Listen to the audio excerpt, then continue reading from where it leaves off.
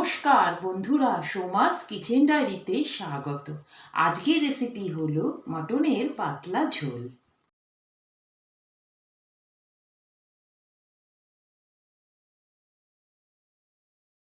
মটনটাকে ভালো করে উষ্ণ গরম জলে ধুয়ে রেখেছি। এখন আমি নুন দিলাম প্রায় 1.5 চামচ। তারপরে আমি হলুদ দিয়ে দিচ্ছি 1 চামচ, 2 চামচ, 2.5 চামচের মতন হলুদ দিলাম। তারপরে দিচ্ছি কাশ্মীরি লঙ্কার গুঁড়ো 2 থেকে 1.5 চামচ।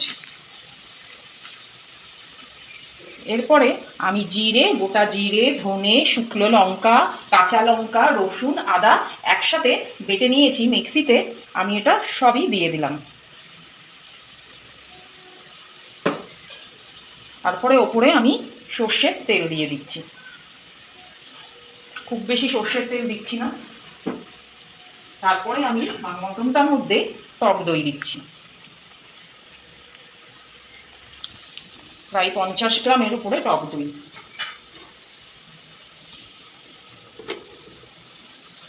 আমি 1/2 চামচ চিনি দিলাম। এরপরে আমি খুব ভালো করে মটনটাকে মেখে নেব।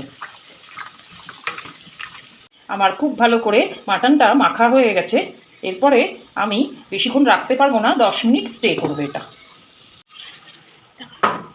কড়াইয়ে তেল দিয়ে গরম করে নিয়েছি সর্ষের তেল। এবার আমি একটা তেজপাতা দিয়ে দিলাম, 2টো কুচনো পেঁয়াজ। পেঁয়াজটা হালকা হালকা ভাজলে আমি একটু নুন দিয়ে দিলাম। পেঁয়াজটা একটু ভাজা হয়ে গেছে।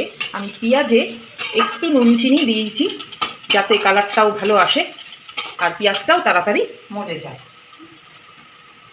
লাল লাল করে ভাজা হয়ে গেছে। 10 মিনিট মাংসটাও রাখা হয়ে গেছে। এবার আমি ছেড়ে দিচ্ছি কড়াইয়ে।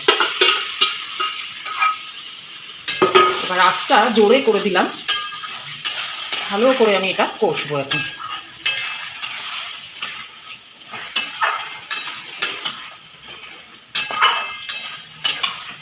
মাংসটা মোটামুটি কষানো হয়ে গেছে। এরপরে আমি আলুটা ভেজে রেখেছিলাম, আমি আলুটা দিলাম। আলুটার সঙ্গে মাংসটা একটু কষিয়ে নেব। তারপরেই আমি প্রেশার কুকারে দিয়ে দেবো। প্রেশার কুকারের মধ্যে মটনটা দিয়ে দিচ্ছি। কড়াইয়ে জলটা একটু গরম করে নিলাম, সেই জলটা আমি দিয়ে দিচ্ছি। ভালো করে মাংসর সাথে মশলা মিশিয়ে জলটার সাথে আমি রেডি করে নিলাম। আমি গ্যাসে বসিয়ে দিয়েছি। এবার আমি কুকারের ঢাকনাটা আটকিয়ে দেব। 3 থেকে 4টে সিটি পড়লেই আমার রেডি হয়ে যাবে। মটনের ঝোল কমপ্লিট। আমি পাতলা ঝোল করেছি, খুব সুস্বাদু খেতে।